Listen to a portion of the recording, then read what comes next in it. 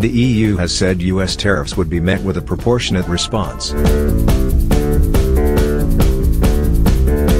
The European Council, IMF and WTO have warned Trump he is very wrong about trade wars being easy to win. The European Commission on Wednesday presented its strategy for responding to US President Donald Trump's planned tariffs on steel and aluminum imports. Plans included possible measures targeting US products like peanut butter, orange juice and bourbon whiskey.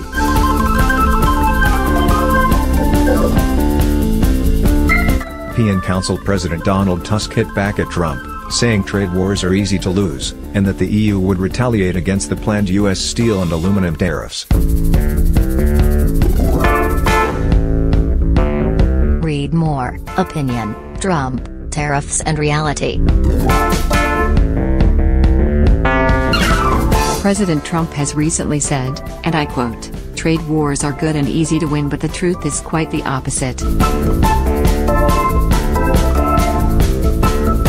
Trade wars are bad and easy to lose, Tusk told a press conference in Luxembourg.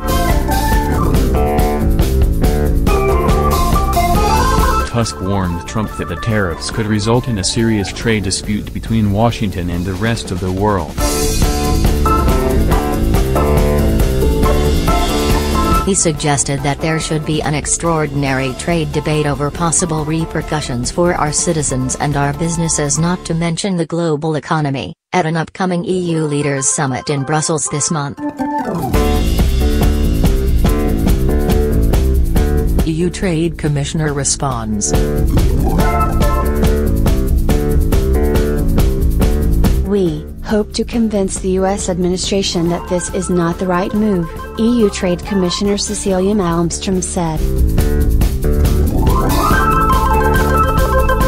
But we have made clear that if a move like this is taken, it will hurt the European Union, it will put thousands of European jobs in jeopardy, and it has to be met by a firm and proportionate response, she added. U.S. motive in economic safeguard.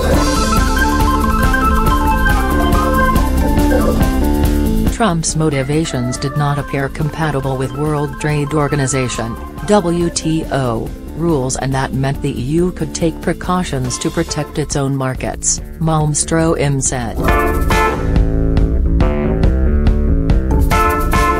She added that the EU seriously doubts Trump wanted tariffs on steel for national security reasons.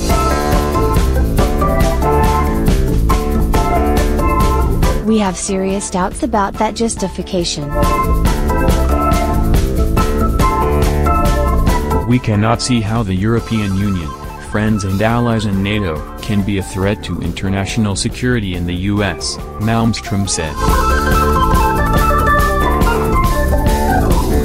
From what we understand, the motivation of the US is an economic safeguard measure in disguise, not a national security measure, she added. WTO without the US?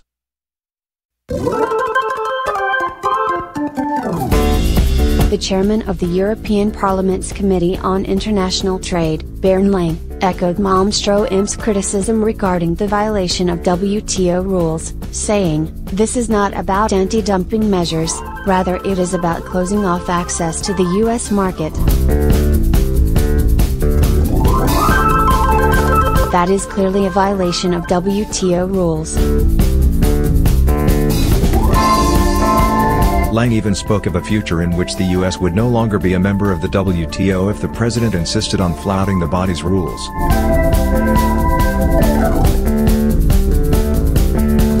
Trump himself has repeatedly threatened to leave the WTO in order to secure more favorable bilateral trade agreements for the US. Know your history.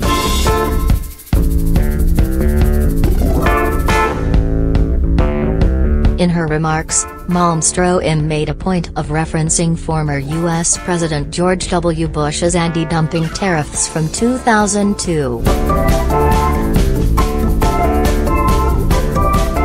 The result of that decision cost thousands of jobs and led to the decimation of the U.S. steel industry. I hope someone in the White House reminds him of that.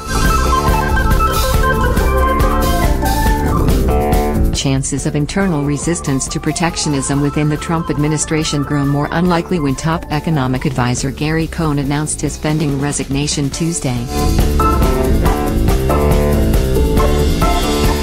Cohn, a Democrat, was one of the few people in the administration who vocally championed free trade. The stance drew an increasing amount of derision from the president, who chided him for being a globalist. Concrete steps.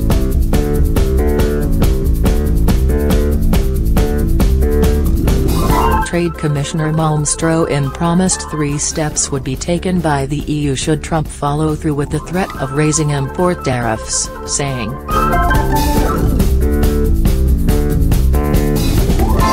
1. The EU will lodge a formal complaint with the WTO, possibly alongside other steel and aluminum producing countries like Canada, Brazil, Japan, and China.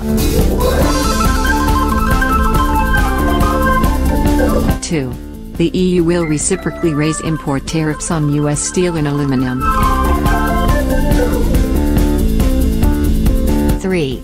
The EU will raise tariffs on US-made motorcycles, bourbon whiskey, jeans, peanut butter, cranberries, orange juice and other iconic US products in an effort to offset European economic losses.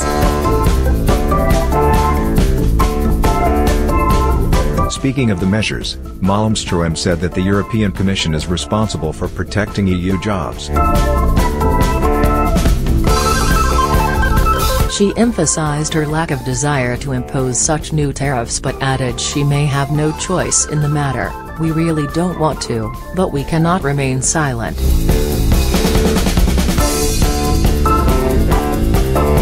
International warnings.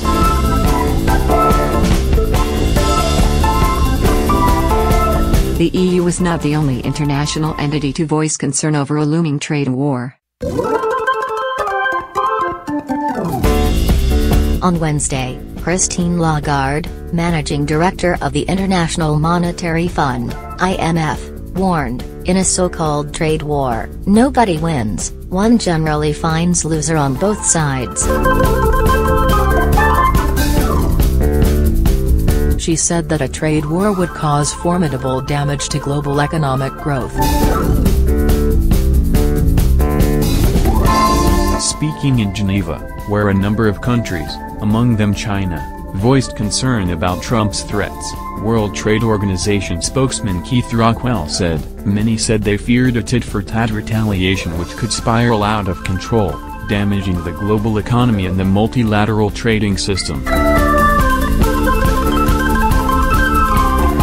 Canada's ambassador to the WTO was quoted as saying, "We fear that the United States may be opening a Pandora's box that we would not be able to close." How the commotion began.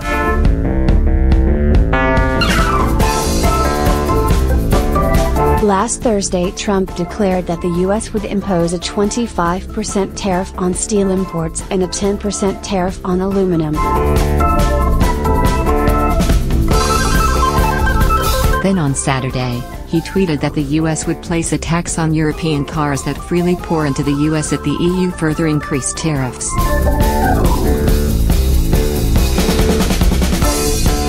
Trade Commissioner Malmström countered that argument by warning that such a move could lead to thousands of job losses at European automobile manufacturers, many of whom have major production facilities in the USA. She also cited the fact that although import tariffs on European cars are indeed low, that is offset by much higher import tariffs on European trucks.